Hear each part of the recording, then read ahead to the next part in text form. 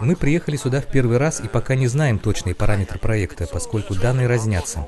Нам надо уточнить, а после можно посчитать, сколько это будет стоить.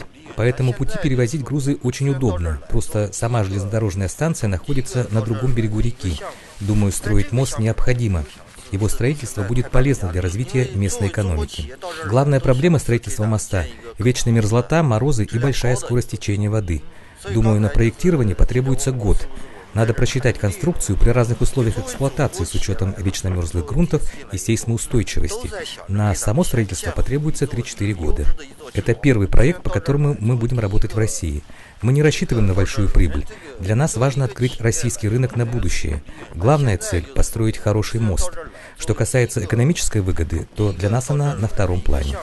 Говоря о конкуренции с другой китайской компанией, которая здесь также проводила обследование, мы думаем, что у нас есть свои преимущества. Например, опыт строительства подобных объектов в Китае.